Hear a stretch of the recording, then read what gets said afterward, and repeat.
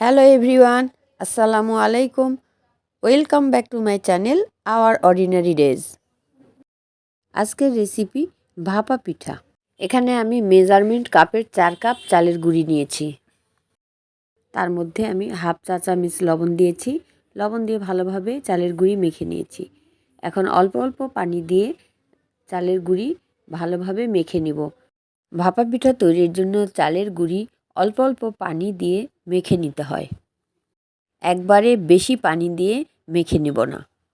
অল্প অল্প পানি দিয়ে চালের গুঁড়ি এমনভাবে মেখে নেব যাতে চালের গুঁড়ি ঝরঝরে থাকে, আঠালো যেন না হয়। চালের গুঁড়ি মাখানো হয়ে গেছে। এখন আমি নারিকেল কোড়ায় নেব। কেউ চাইলে ভাপা পিঠাতে নারিকেল দিতেও পারেন, আবার নাও দিতে পারেন। তবে আমরা নারিকেল দিলে ভাপা পিঠা খেতে খুবই ভালো লাগে। এখন আমি চালের গুঁড়ি যে মেখে রেখেছিলাম সেই চালের গুঁড়ি একটা চালনিতে নিয়ে আমি ভালোভাবে চেলে নিব। ভালোভাবে চেলে নিলে ভাপা পিঠা তৈরি করতে খুবই ভালো হয়, সুবিধা হয়। যদি আমরা চালের গুঁড়ি ভালোভাবে চেলে না নিই তাহলে ভাপা পিঠা দলা দলা পেকে যায়, খেতেও ভালো লাগে না। ভাপা পিঠা আমরা যত চিকন চালনিতে চেলে নিব, ভাপা পিঠা তৈরির পর সেটা দেখতেও খুব ভালো লাগে। মানে দানাগুলি চিকন হলে খেতেও ভালো লাগে, আর দানা যদি বেশি মোটা হয় তাহলে সেটা খেতে ভালো লাগে না। এখানে আমি খেজুর গুড় ভালোভাবে কুচায় নিয়েছি, নারিকেল কোরানো হয়ে গেছে, আর চালের গুঁড়িও চেলে নেওয়া হয়ে গেছে।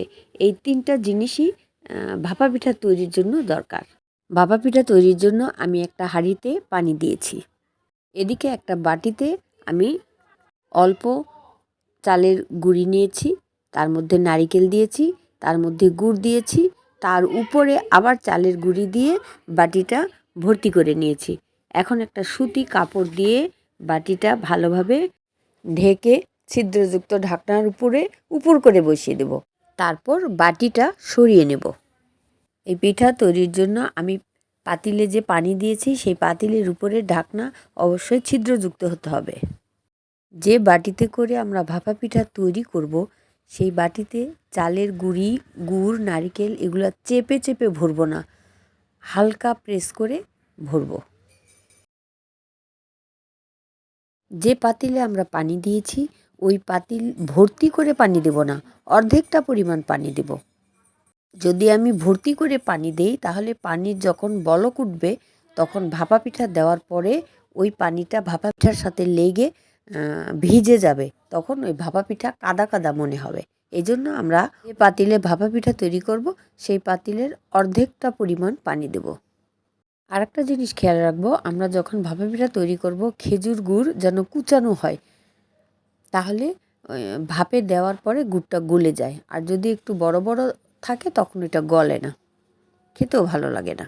আজকাল শহরের বিভিন্ন মোড়ে অলিতে গলিতে ভাপা পিঠা বিক্রি হয়, কিন্তু রাস্তাঘাটের ভাপা পিঠা খাওয়ার থেকে নিজে হাতে তৈরি করে খেলে তার একটা আনন্দই অন্যরকম।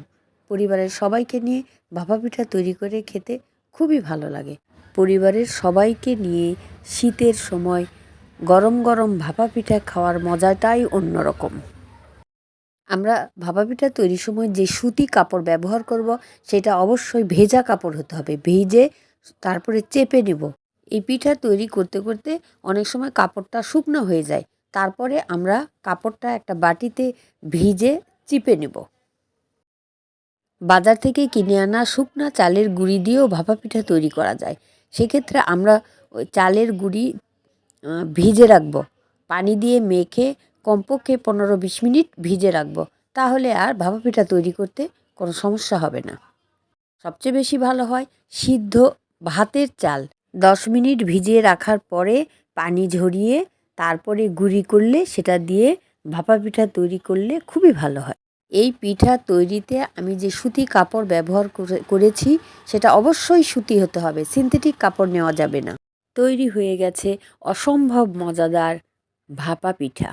প্রিয় ভিউয়ার্স, আপনাদের যদি এই ভাপা পিঠা তৈরির রেসিপি ভালো লেগে থাকে তাহলে প্লিজ একটা লাইক দেবেন, সাবস্ক্রাইব করবেন, আর পাশে থাকা বেল আইকন বাটন অন করে রাখবেন।